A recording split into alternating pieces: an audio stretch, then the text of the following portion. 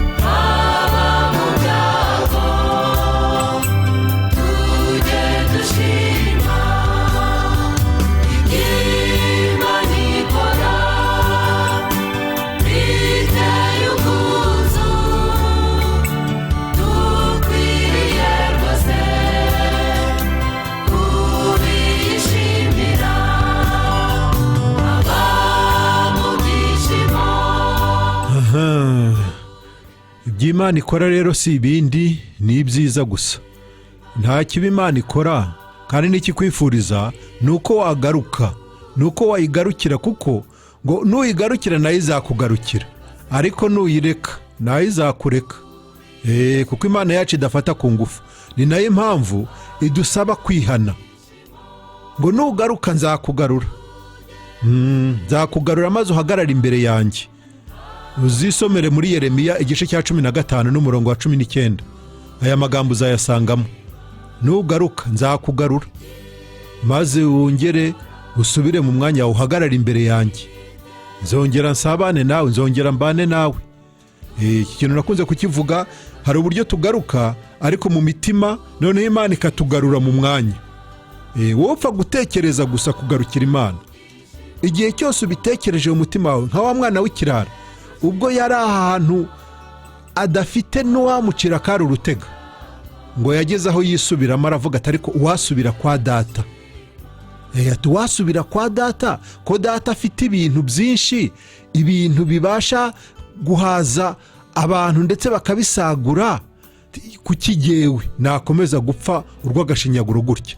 Ngo ubwo yatekerezaga kugarukira Imana, ubwo ndavuga mu buryo bwo kwihana nyine muri rusange, uko uyu mwana w'ikirara ahagarariye abantu bose bagiye kure y'Imana. Rero iyo umuntu ageze aha wa mwana w'ikirara, aho atekereza gusubira kwa se, burya rero Imana igucira inzira yo kugaruka. Imana irakugarura, ikugarura mu mwanya wawe, ikugarura imbere yayo.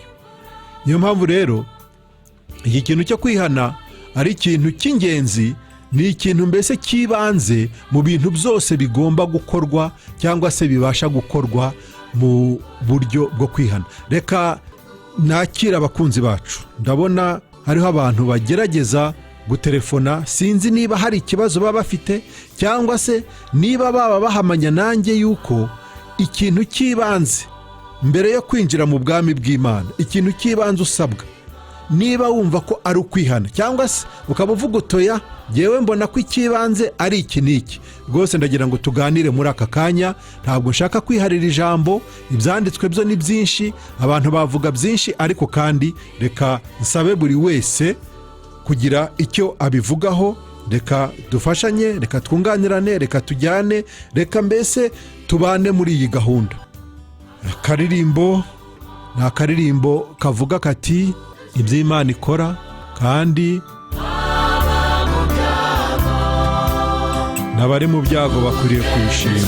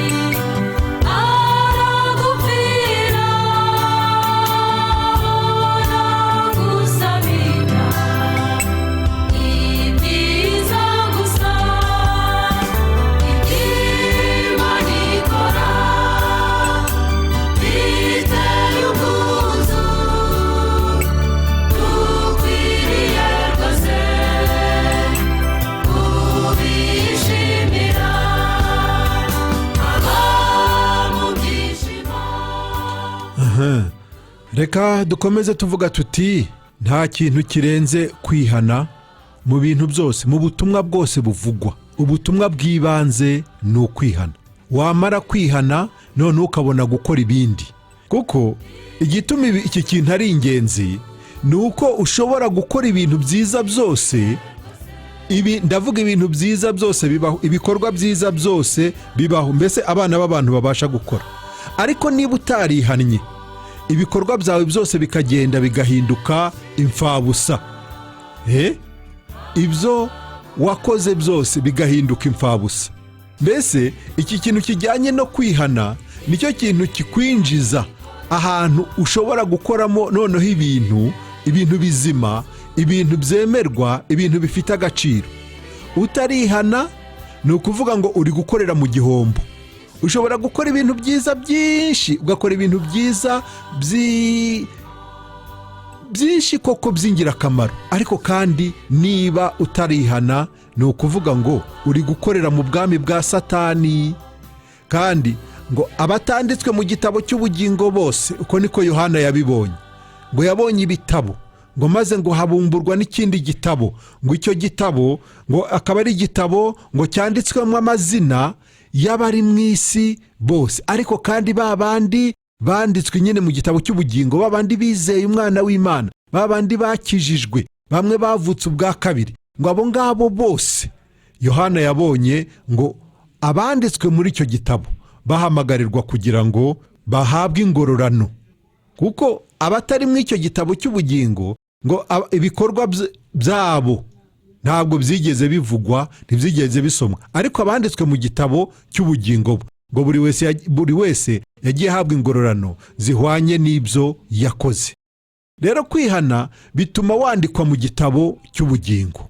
Igihe cyose utarihana ntabwo izina ryawe rirandikwa mu gitabo cy'ubugingo, ariko umaze kwihana, aho ngaho izina ryawe noneho ribasha kugaragara mu gitabo cy'ubugingo. Kandi icyo gihe nibyo dukunze kugarukaho kenshi tuvuga tuti agakiza twabonye ni agakiza k'iteka. Iyo wamaze kwinjira muri icyo gitabo cy'ubugingo, nta karamu yindi cyangwa se nta kindi cyiza nta gome ibayo, nta gome iba mu ijuru basibisha mu gitabo cy'ubugingo. Iyo izina ryawe ryamaze kwinjiramo riba ryinjiyemo, ntabwo risibwa ukundi.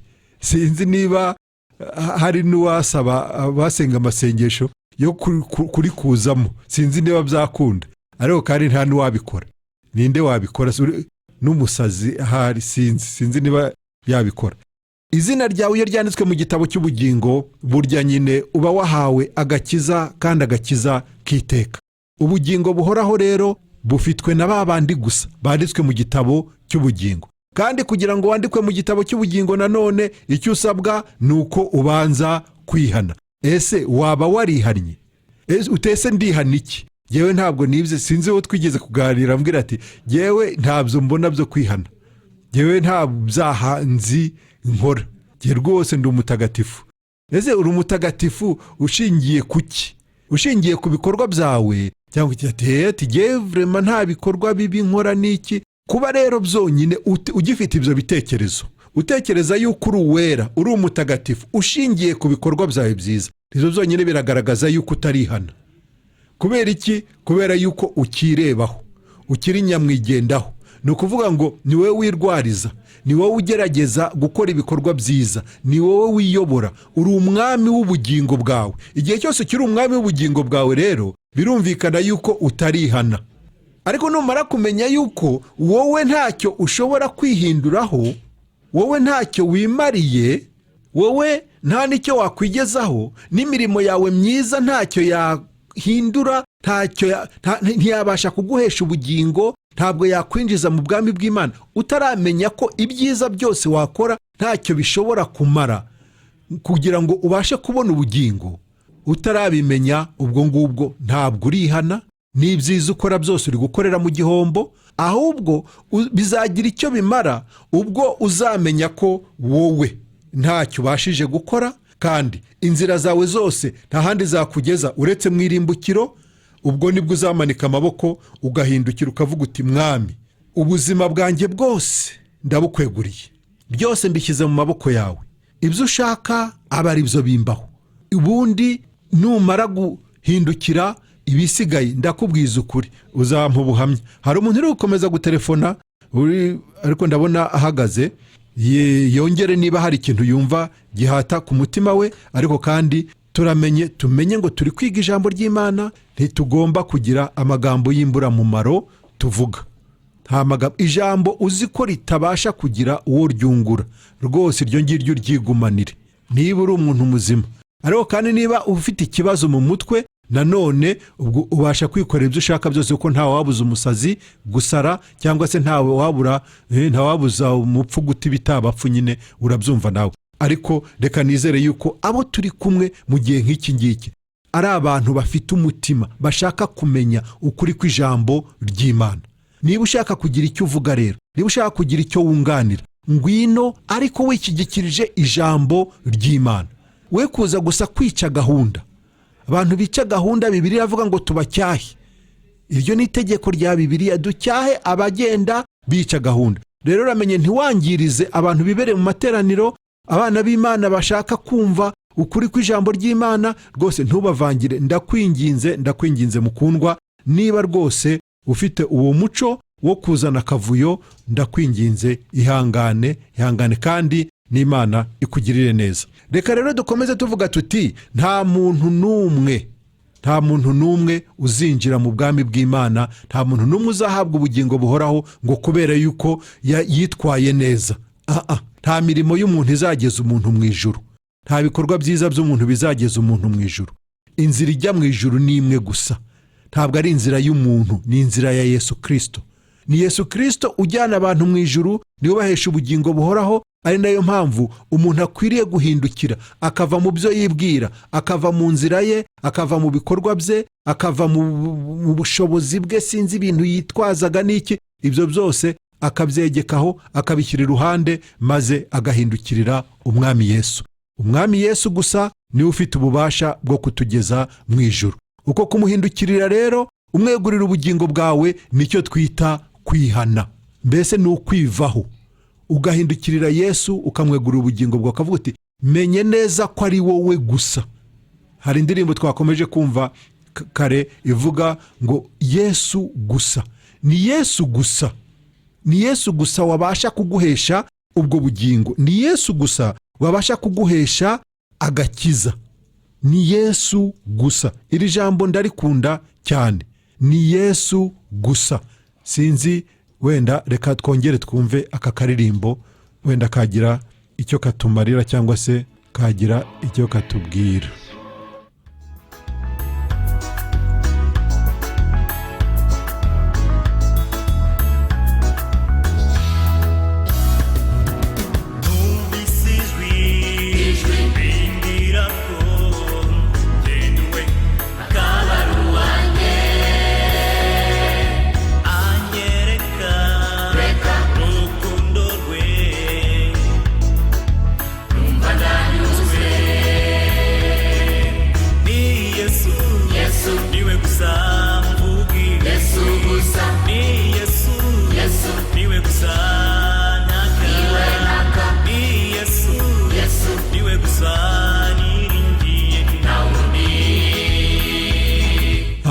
Ni Yesu gusa, niwe nambaza, niwe ndirimba, mbese ni Yesu gusa, niwe wampaye ubugingo.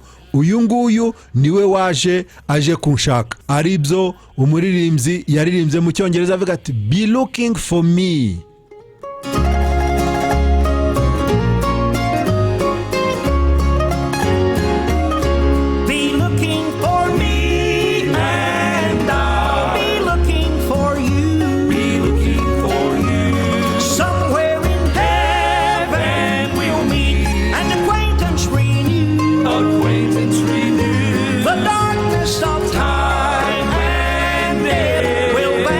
Forever, it will be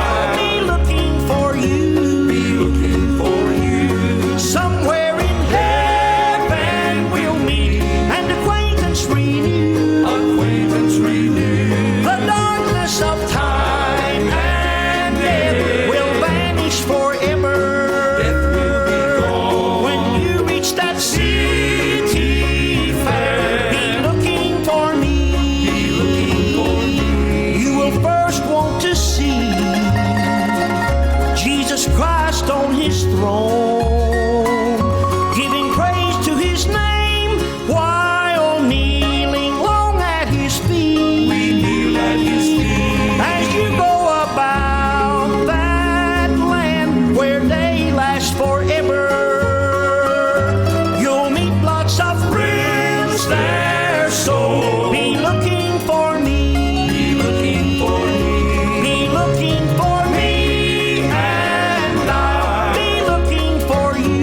Be looking for you. Somewhere in heaven we'll meet and acquaintance renew. Acquaintance renewed. The darkness of time and death will vanish forever.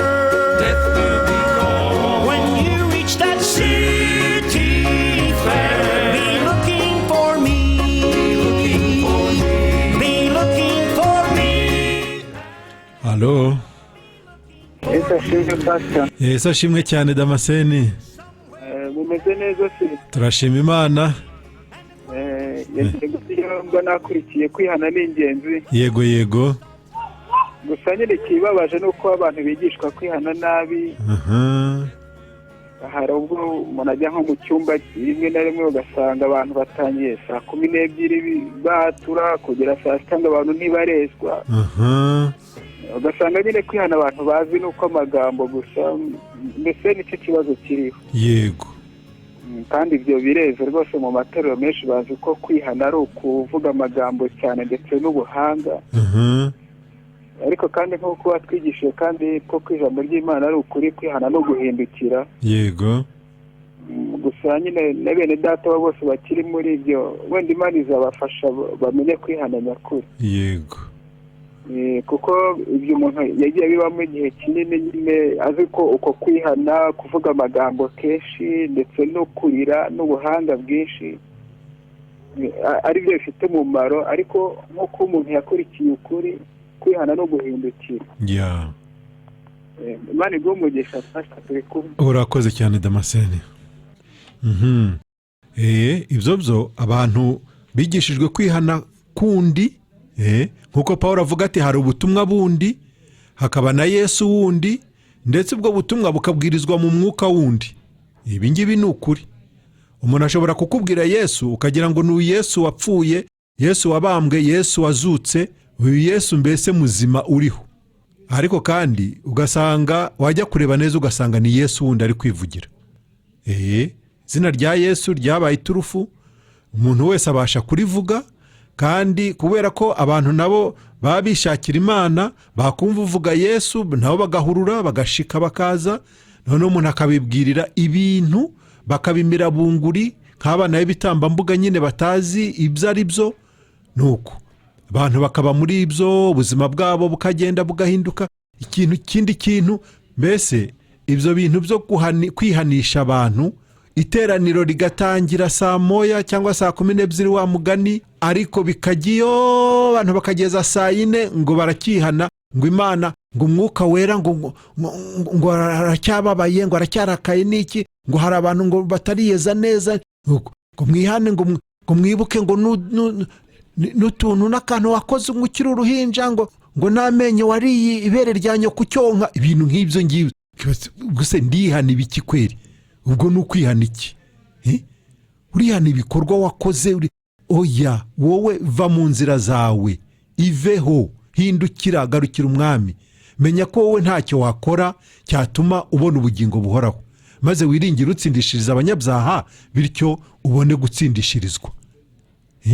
Kwizera kwawe niko kuzaguhesha ubugingo. Ariko kugira ngo ugere ku ntambwe yo kwizera, ni ukuba warangije kwitakariza icyizere, ni ukuba wivuyeho. Uko niko kwihana ndi kuvuga. Ukivaho, ukareka inzira zawe, ukareka ibyo wibwira, ukagarukira Imana. Imana ikakubera Imana. Hari ijambo twavugagaho ejo rivuga ku byerekeranye no kuba umuntu Imana ikaba Imana, kuba umugaragu, Yesu akaba umwami. Mbese wowe ukaba icyo uri cyo, n'Imana ikaba ikiri cyo. Wowe ntushake kuba byose icyarimwe, uba umuntu kandi uba Imana. Oya, wowe emera uba umuntu maze Imana iba Imana.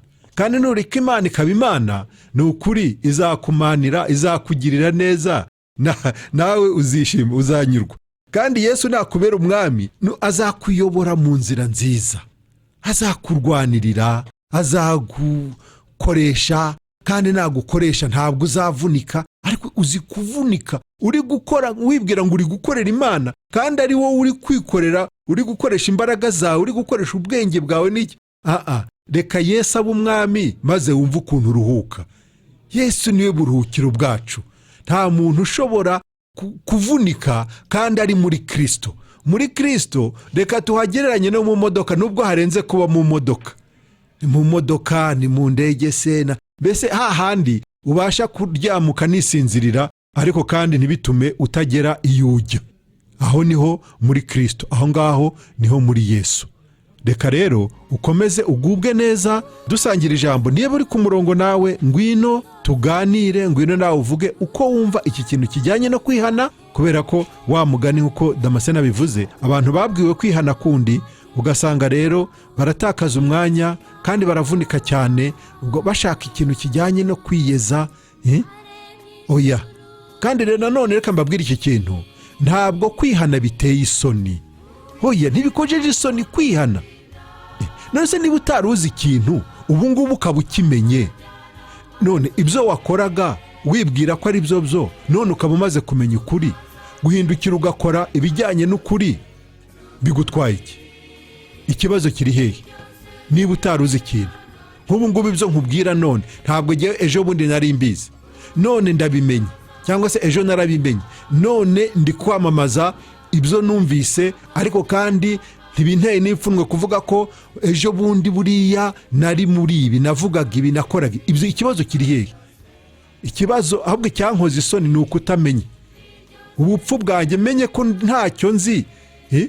Ngira ngo ibyo niyo byantera ipfunwe kuba ndi mu bantu, ariko kandi ngewe ntazi aho isi igeze, ntazi ibyo abandi bagezemo. Ugasanga mbese ndaho ngaho ndi wa muntu. Ibyo nibyo byagutera ishema kweri? Kwifata ukihagararaho ngo uri umuntu w'umugabo, ngo we ngo ntabwo ngo ushobora kwatura yuko utaragera mu iterambere, utarasobanukirwa aho ikoranabuhanga rigeze. Ibyo ni iki? Ibyo ni iki? Ngiye nababazwa no kuba ntazi ikintu, aho kugira ngo mbabazwe nuko nakwihana, mbese nakwatura icyiza namenye, icyiza nagezeho, ariko kandi ejo ntarinzi. Ni ishema cyane kuri jye kuba hari intambwe nteye, kuba hari icyo ngezeho. Kwihana rero ni ibyo ngibyo, nta kindi. Ni ukuva mu byo wari urimo, ni ukuva mu nzira zawe, ni ukureka ibyo wibwiraga, noneho ugatangira kwibwira iby'Imana yibwira, cyangwa se iby'Imana ishaka. Ni nayo mpamvu Pawulo mu nzandiko ze zose yandikiraga amatorero yakundaga kugaruka kw'iri jambo avuga ati, ni mushakashake kumenya iby'Imana ishaka.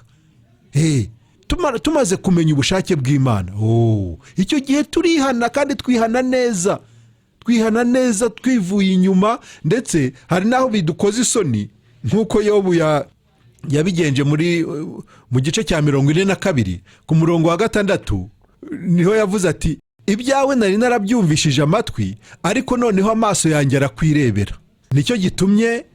Nicyo gitumye nizinukwa, nkaba nihannye, nigaragura mu mukungugu no mu ivu. Ati nicyo gitumye nizinukwa. Uwo ni Yobu. Ati ibyawe nari narabyumvishije amatwi, ariko noneho ndakwiboneye, cyangwa se ubu ndakwirebera. Niba wari utaramenya ikintu none ukaba ukimenye, isoni ziri hehe? Ikibazo kiri hehe? Kuvuga ko ejo utari ukizi, ariko none umaze kukimenya.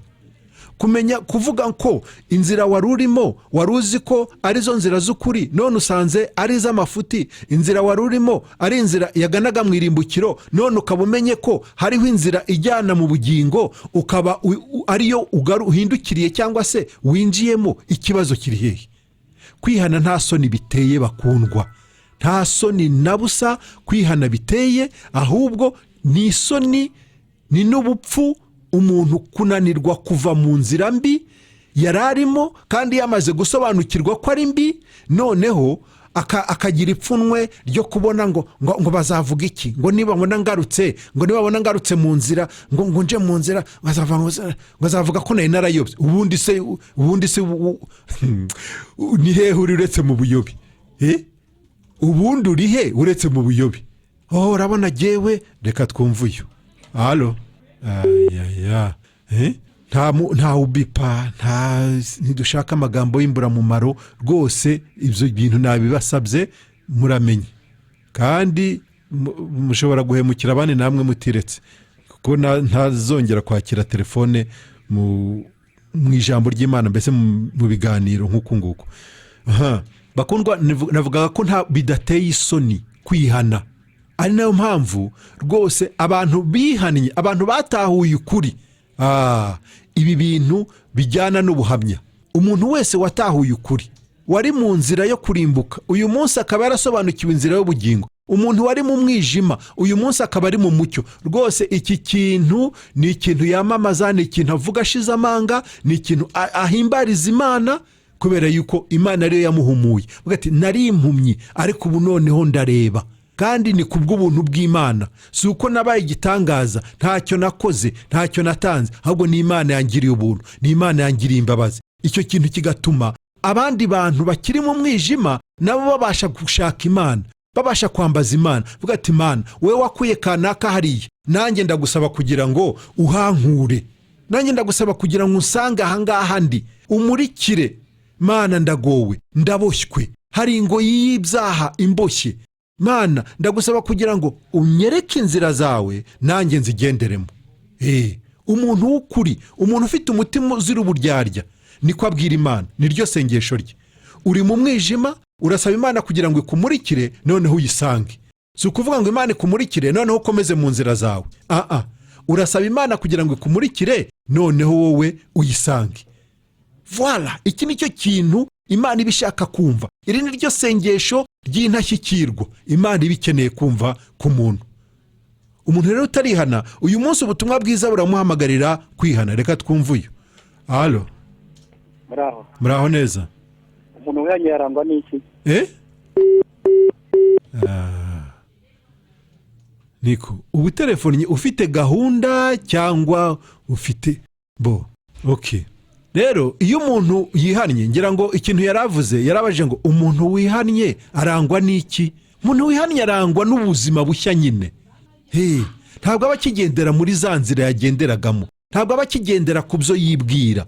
Umuntu wihannye asigara agendera ku ijambo ry'Imana.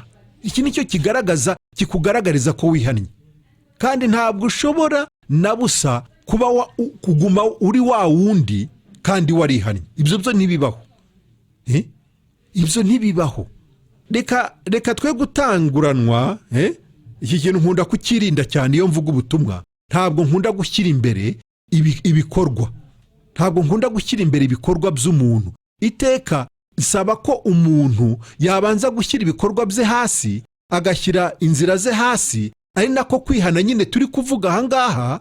Kandi ibi bintu ngira ngo abakomeje gukurikirana ubutumwa nigishije muri iki kiganiro cyitwa Ibanga ry'Ubugingo Buhoraho, ku buryo n'igitabo nanditse cyitwa Ibanga ry'Ubugingo Buhoraho, ibi bintu nagerageje kubishyira ku murongo kugira ngo byibura n'umuntu utanyumva ariko akazagira amahirwe yo kugwa ku icyo gitabo cyangwa se kugwa ku ibyo bitabo, kuko ni ibitabo bitatu bitandukanye ariko kandi bivuga ku ibanga rimwe, ari ryo banga ry'ubugingo buhoraho.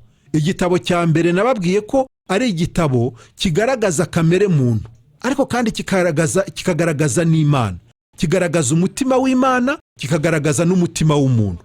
Igihe cyose rero umutima w'umuntu ugize icyo wibwira, birumvikana yuko uyu mutima w'umuntu uzaba wigometse ku Mana, kuko ngo icyo umutima w'umuntu wibwira ubundi ni ubushukanyi gusa.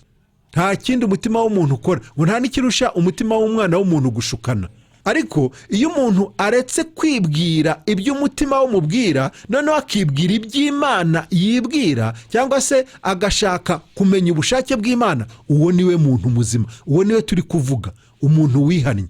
Umuntu wihannye rero, uwo muvandimwe wari utelefone yabaza ati umuntu wihannye arangwa n'iki? Umuntu wihannye arangwa no kugendera mu bushake bw'Imana, arangwa no kutongera kwirebaho cyangwa se arangwa no kutongera kwihesha agaciro cyangwa se kwishyira mu mwanya utari uwe. Reka mbivuge ni kuko niba uyoborwa ntushake kwihindura umuyobozi.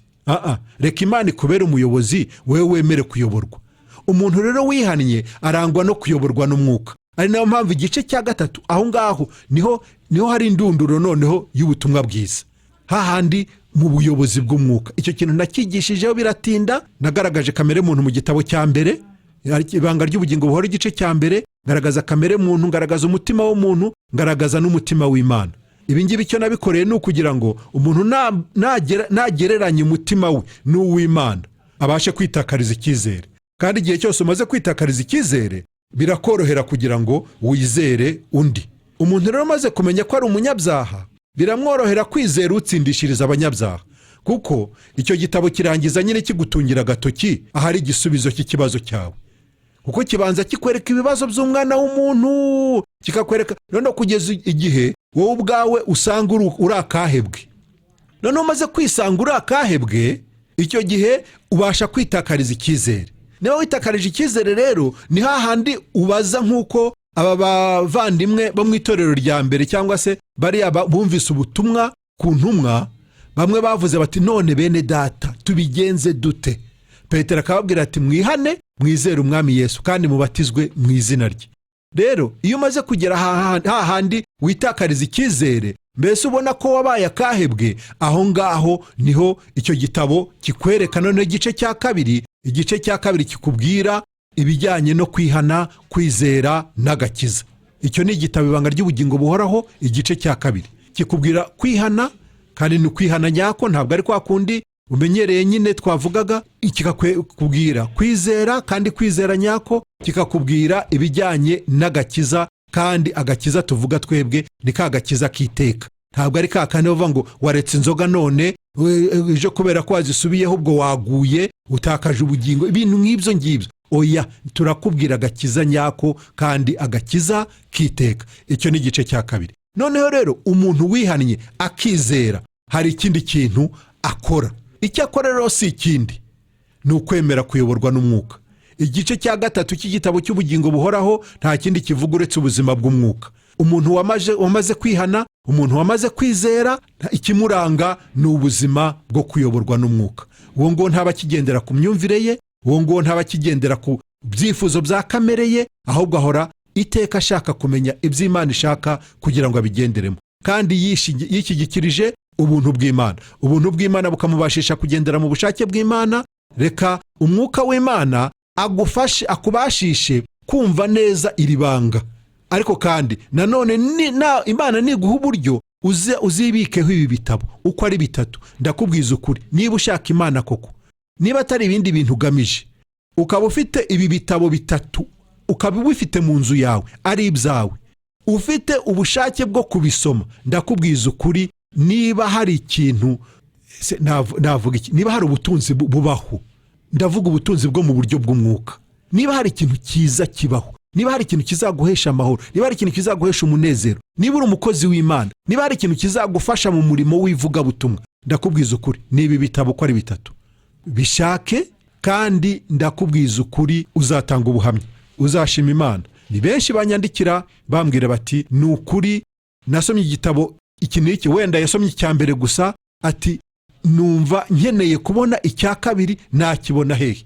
Abantu bo muri Kigali rwose ho biroroshye cyane, hano kuri papeteri, nanjye ngo papeteri, kuri libreri y'inkuru nziza, libreri Caritas, ibyahishuwe byo ni kuri ADPR hariya mu Gakinjiro.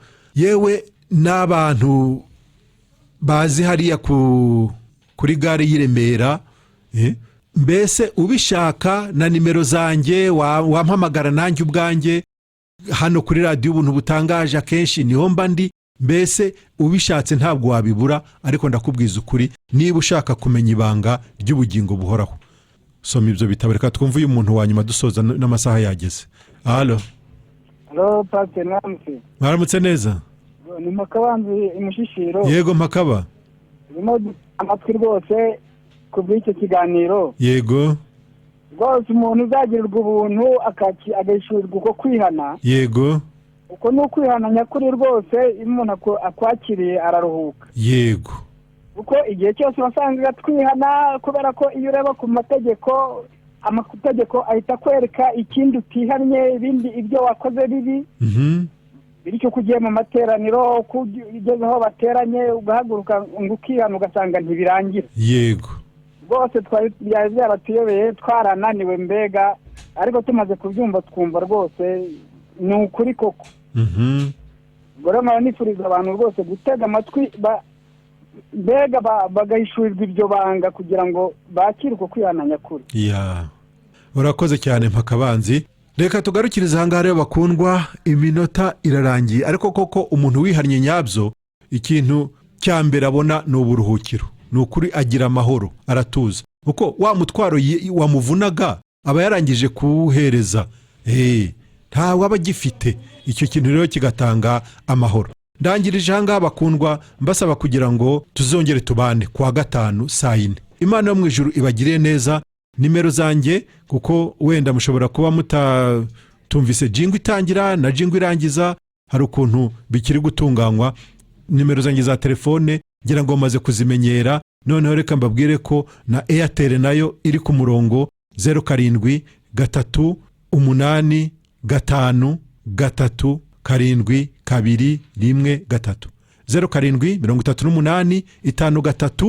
0738537213. Imana yo mu ijuru ibagirire neza. Bye, naho ubutaha.